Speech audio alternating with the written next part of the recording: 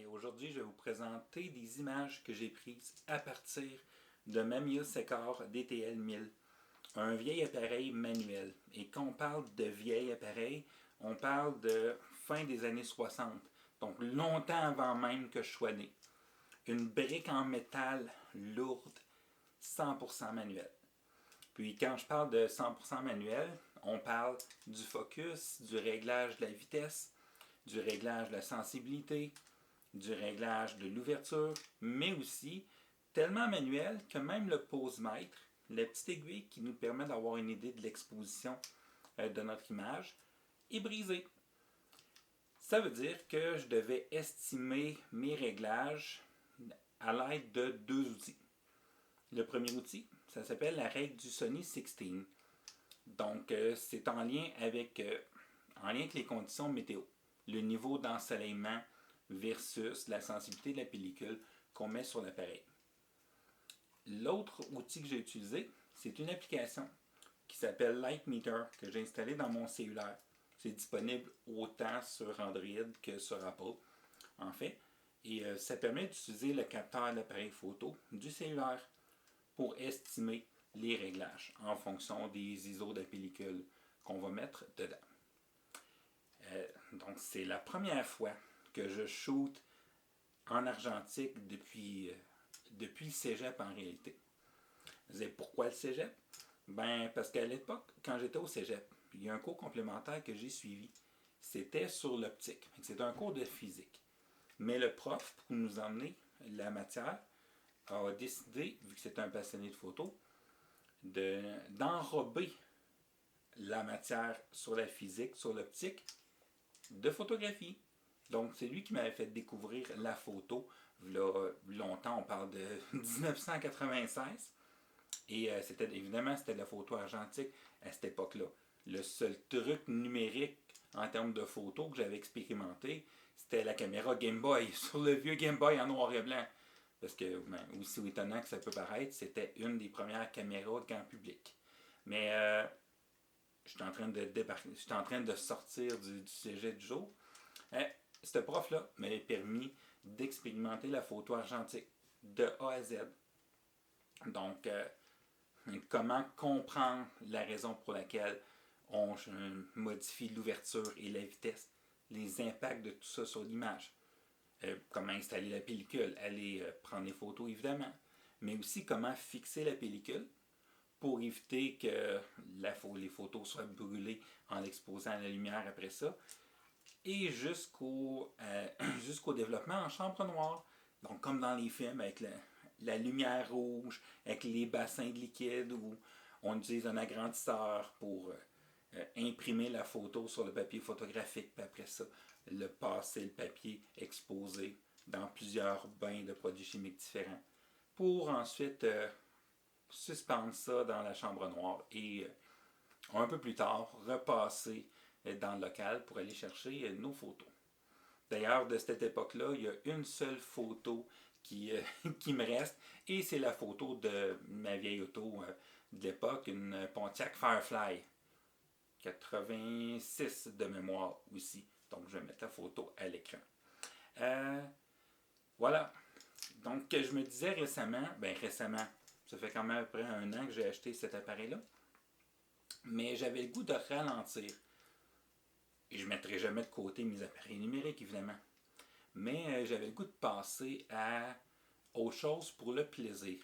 Goûter à cette époque-là où tout devait être très lent et méthodique. Où chaque image avait une grande valeur parce que sur un 36 ou un 24 poses, il n'y a pas de possibilité de supprimer les mauvaises photos. Donc, on était coincé avec ce nombre de poses-là limité, et aussi coincé pour attendre une bonne semaine avant d'avoir le résultat, si ce n'est pas plus dans certains cas. J'avais donc parti à la recherche au début d'un Fujifilm. Donc, Fujifilm X100. Oh, est-ce qu'il va faire le focus dessus? Voilà. C'est une petite perle d'appareil numérique. Ça fait des photos fantastiques. Si vous avez jeté un coup d'œil d'ailleurs à mes photos que j'avais prises dans le cadre des escales fantastiques l'été dernier à Shawinigan, ben, toutes les photos ont été prises avec cet appareil-là en noir et blanc. Donc même si le look et le grain ressemblent à de l'argentique, c'était pas de l'argentique, c'est du numérique. Mais du vieux numérique, avec un autofocus lent, qui nous force à ralentir quasiment comme si c'était de l'argentique. En tout cas, selon moi, au niveau du numérique, ce vieil appareil-là, c'est ce qui se rapproche le plus près de l'argentique. Mais c'était pas suffisant. Je me suis procuré aussi des appareils photo argentiques, dont un Nikon un peu plus récent avec tous les modes automatiques qu'on s'attend des appareils récemment. Mais je suis heureux de l'avoir dans ma collection. Mais ça ne vient pas chercher ce goût-là de relever un défi et de ralentir parce que, ben, avec tous les modes automatiques, il est quasiment aussi rapide que les appareils photo numériques. Moins le temps de développement, évidemment. Mais la prise de photo en elle-même ne demande pas autant de réflexion.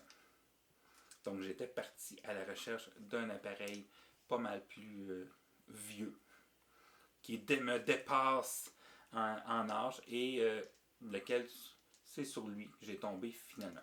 Parce que ça commence à devenir quand même assez rare ces vieux appareils photo. Donc voilà, j'ai shooté une première pellicule, une Fujifilm Extra 400 ISO.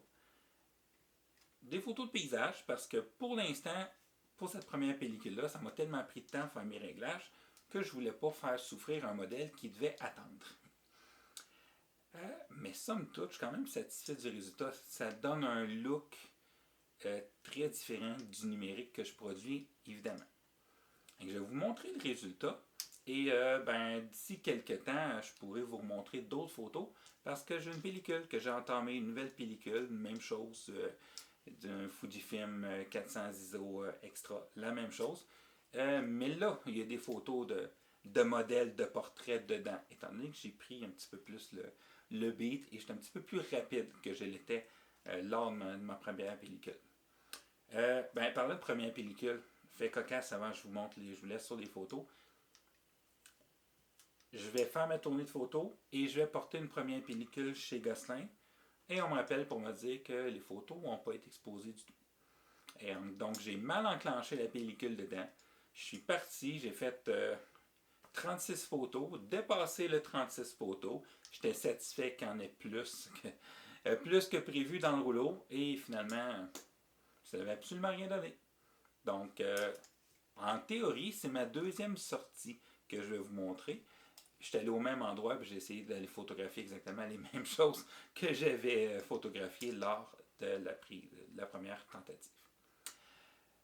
Donc voilà. Sans plus tarder, je vous laisse sur mes premières photos argentiques.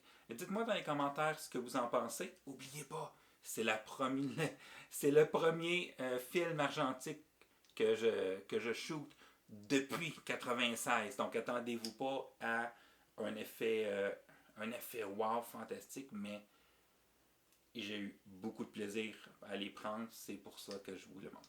Ah oui, ces photos-là ont été prises dans le jardin puis les sentiers de la Cité de l'Énergie à Shawinigan. Donc voilà, je m'arrête pour de vrai. Je vous laisse sur les photos. Merci d'avoir été là jusqu'au bout. On se revoit pour la prochaine fois pour un autre vlog. Merci tout le monde. À la prochaine.